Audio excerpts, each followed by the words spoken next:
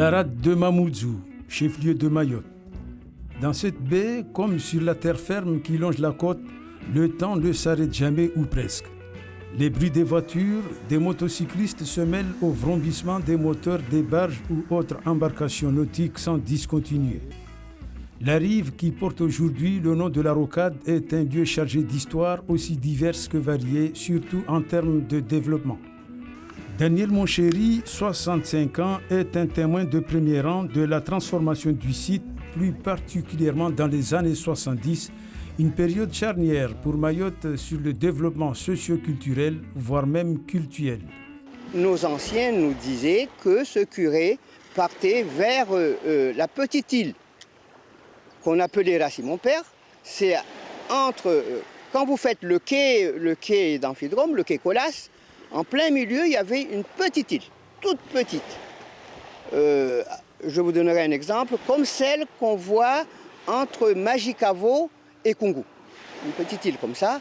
Et le curé allait s'asseoir là avec son missel, son petit bouquin. Il priait et il méditait. En évoquant les évolutions de cet espace balnéaire de Mamoudzou, Daniel Monchéry se sent comme un poisson dans l'eau qui parcourt sa zone d'attache. Sa mémoire d'éléphant sur le site nous révèle ainsi des phases capitales dans les avancées économiques de l'île au lagon. Nous avons le quai, qui était assez courte, elle était en bois, et puis elle a été faite en béton. Et nous avons un prolongement du quai qui a été réalisé en coulant la première pinasse qu'on avait à Mayotte, parce qu'il y avait des boutres, mais nous avons eu une première pinasse qui était toute noire de coque. Elle s'appelait Faranza. On l'a coulée pour faire l'extension, pour rajouter un peu le quai. La citerne et le magasin après. Alors la citerne, d'après ce que m'a dit ma grand-mère et ma tante, elle servait à ravitailler les boutres, les grands boutres qui venaient d'Afrique, de Zanzibar et du Mozambique. Elle servait à les ravitailler en eau. Et comme chaque pays a sa propre identité culturelle, habillée par un certain mysticisme plus ou moins convaincant, la rade de Mamoudzou possède un petit coin qui force la curiosité. Oui, la Safari, c'est un lieu très important de Mayotte et de Mamoudzou. Parce que c'est une pierre qui est peut-être à 4 mètres du rivage dans la mer.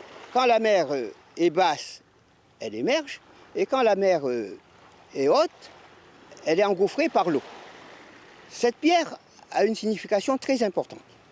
Parce que quand nous faisions toutes les rites animistes de Mahabou, c'est par cette pierre que les gens arrivent et vont enterrer toutes les parties intérieures, foie, cœur et tout.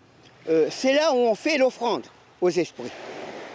Et on dit que sur cette pierre, le jour où vous maudissez quelqu'un, vous voulez le faire partir de Mayotte, vous allez le maudire sur le Bouïssa Safari. Bouïssa Safari veut dire la roche de l'adieu. Vous chassez quelqu'un. Safari, ça veut dire le voyage, le grand voyage. Le Bouïssa Safari sert aussi à, les gens disent que quand vous tombez à la mer à Bouïssa Safari, si une pirogue fait un naufrage, une vedette, les personnes qui tombent à Bouïssa Safari ne sont jamais plus retrouvées. Les années passent et les évolutions se succèdent sur cette partie de chair mahoraise incontournable pour les différentes générations. C'est sur ce petit tronçon appelé Bandaria Momojou, la baie de Mamoudzou, que se construit doucement mais sûrement le développement socio-économique et politique de Mayotte.